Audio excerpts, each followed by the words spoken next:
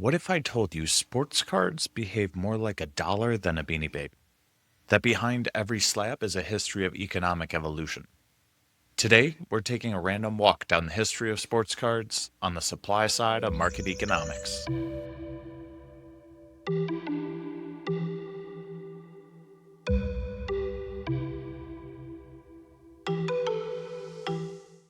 Welcome to Slabnomics, the intersection of collecting, investment, and market theory for sports cards. Episode 2, Card Historynomics. There's a powerful scene in Christopher Nolan's Dark Knight that you might remember. It opens with the gang leader of Hired Muscle, the Chechen, meeting the Joker in a ship's hold after the mastermind had recovered all the cash of the criminals of Gotham. The Joker jumps from the top of stacks on stacks of money and slides down the pile as big as a barn. "I told you," he says, "I'm a man of my word." The Chechen is pleased and pulls out a cigar and lights it. "What do you do with your money, Mr. Joker?" he asks. "I'm a man of simple tastes," Joker responds. "I like dynamite, gunpowder, and gasoline." One of the Joker's henchmen starts pouring gasoline on the giant pile of money. "And you know what they all have in common?" he asks. "They're cheap." "You said you were a man of your word," the Chechen protests weakly. Joker takes the cigar from Chechen's lips and tosses it onto the pile. As the Chechen watches $400 million go up in smoke, the Joker mockingly explains, I'm only burning my half. All you care about is money. This city deserves a better class of criminal, and I'm going to give it to them. This is my town now. Tell your men you work for me. It's not about money. It's about sending a message. Everything burns. In Joker's economy, money was just paper that he needed to trade for bullets, dynamite, and gasoline. Agents of the destruction that were his end goals for his schemes. Say what you want about how twisted his motivations were, the guy really had his 6-month plan figured out. The mob feared the Joker because they didn't understand what motivated him. To the mob, money meant control. And in a city that big, you were competing with a lot of other money, such as the Wayne family, who fought the money equals control game over Gotham's soul battle on the opposite side. But to the Joker, money meant instruments of chaos, and he needed much less money to gain the upper hand on the other players of this game, who tended to lack strategy and vision. The Joker's true superpower is orchestrated chaos. Talk about dominating a niche. The story of The Dark Knight highlights the Joker and the mob as players in the game of societal control, with the Joker investing in alternative assets and the mob in traditional markets. But for both of these, they must follow the fundamentals of a free market: supply, demand, and price discovery. To understand market forces around supply, one must first understand history. So we're going to leave the cinematic masterpiece of Batman behind and run through high-level history of the card market. Stay with me on this episode of Slabnomics. I'll do my best to keep you awake. The sports card market falls under that alternative asset bucket, lacking intrinsic value, but obtaining and holding ascribed value based on multiple factors. Kind of like modern US dollars, am I right, crypto guys? But unlike dollars, which you can trade with anyone for groceries, fixing your broken car, or buying a live Rhode Island red chicken, you can only trade your sports cards with those who opt in to the sports card market. Let's get into the identity of that market a bit by discussing some themes of it and a brief history. Ever heard the phrase, "it's worth what someone's willing to pay for it"? I'll bet you have. The secret is, that's the case for every market. What the shadowy they don't want you to know is that your George Washington fluctuates in value every day against every other currency. We don't just have to worry about it unless we pump a bunch of new money into the economy with a fun label called surplus. Then, since a market is valued fundamentally by supply and demand, this new avalanche of dollar bills results in inflation, a very unfun process that means each dollar is less and your milk and bread costs more of them. Does this happen in card markets? Yup. I bet that you already knew about print run, but as a quick refresher, print run is the amount of copies of a card in each set the manufacturer prints off before distributing the packs out to the consumers. Topps and Panini don't usually grace us with this information because mysteries are fun and they probably figure the math wizards into the hobby will let everyone who cares know, and whoever doesn't need to know just won't know and won't care. When demand was low and the marketing machine was clanking on in the 70s, it took a lot longer, but is just as loud and obnoxious today. The manufacturers were focused on making amazing art to lure in newcomers.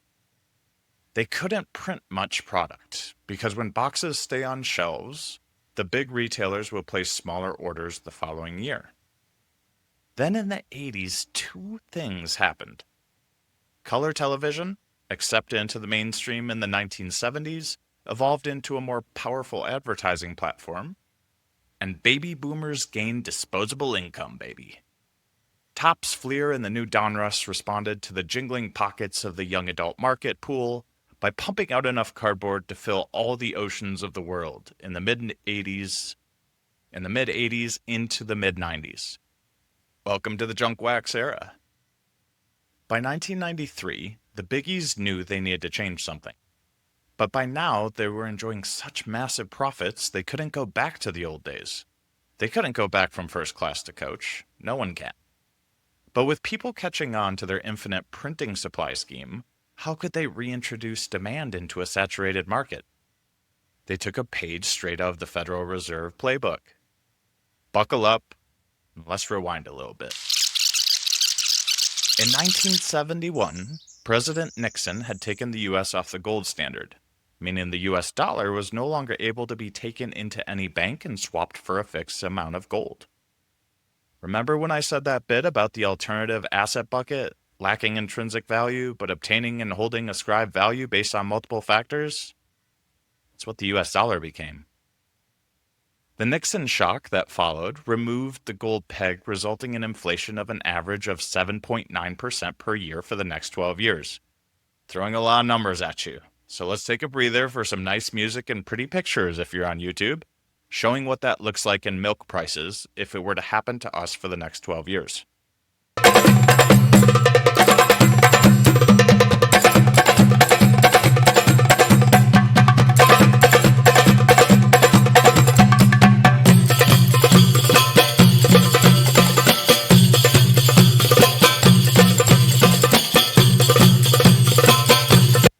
When 1979 hit and the consumer prices had doubled in the past 8 years, Paul Volcker, the chair of the Fed, knew he had to do something drastic. So he attacked the demand side of the market by aggressively raising interest rates to break the back of inflation. In a way, he created a manufactured scarcity of demand by making it too expensive to borrow money. Unfortunately, this concept should sound all too familiar, as we're just recovering from high rates brought about by that free money surplus we enjoyed during COVID with those free checks. Back to cards, who had an infinite printing supply racket going. The question was, how could they reintroduce demand into a saturated market? Someone stumbled onto a genius idea. I don't know exactly how that eureka moment came about, but for the sake of slabnomics, let's imagine it went something like this. It's 1993. A bunch of dudes are sitting around a boardroom. The boss goes, okay, how do we keep printing boatloads of these cards that everyone's is getting bored of? Silence. He looks around the room, tapping his fingers on the table. I Will Always Love You by Whitney Houston pops into his head. Damn it, he thinks. I hate that song. He doesn't. He focuses back on the room. Anyone? He gesticulates wildly in frustration.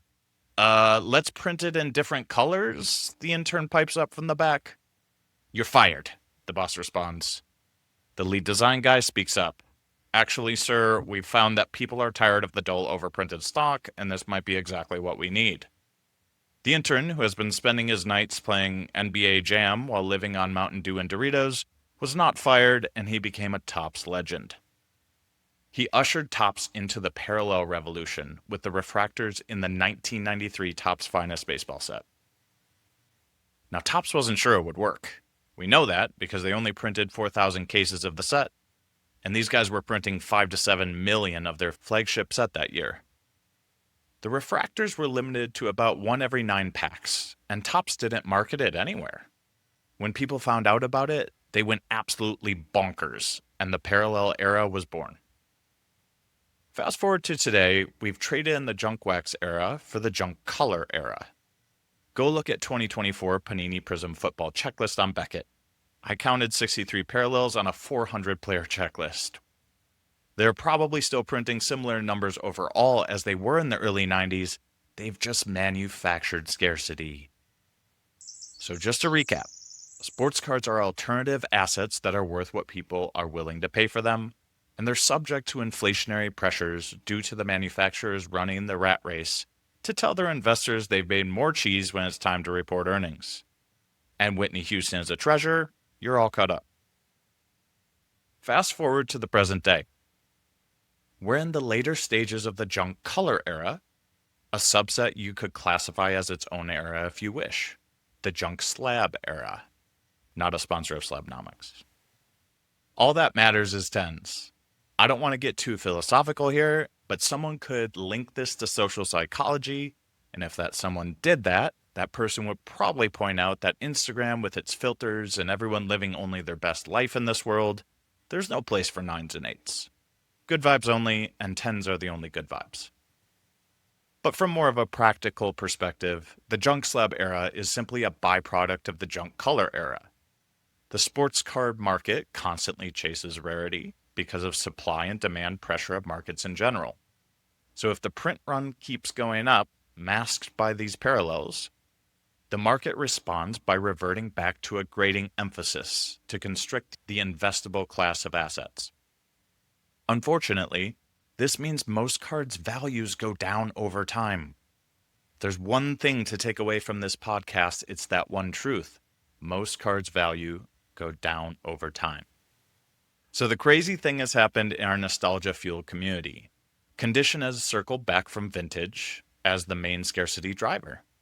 Remember, back in the vintage days, there was only one baseball manufacturer making one set for most of the period between 1951 and 1980. And the only scarcity qualifier, besides high numbers of some sets, was condition agreed upon by the collectors. There's nothing new under the sun. In the next episode of Slabnomics, we will dive into the demand side of economics of the sports card market. Player market, legacy, and design. Now that you've sat through the history lesson, you get to hear about how to analyze the key movers of card prices with concrete examples. If you're someone who wants to dance with somebody, if you want to feel the heat with somebody, follow me on Instagram, Twitter, YouTube, TikTok under Slabnomics for extra insights. Oh, and one thing to think about before you go. The first sets of iconic brands are like rookie cards of players. TBD on the research side of this for the moment, but it stands to reason that while the majority of sets go down over time, first sets like the 2012 Prism Basketball, 2017 Topps Scrum Soccer, 2020 F1 Sapphire, etc., would have strong price insulation and long-term appreciation for their key cards. This has been Slabnomics Episode 2, Card Historynomics. Thanks for listening, keep building, and talk to you later.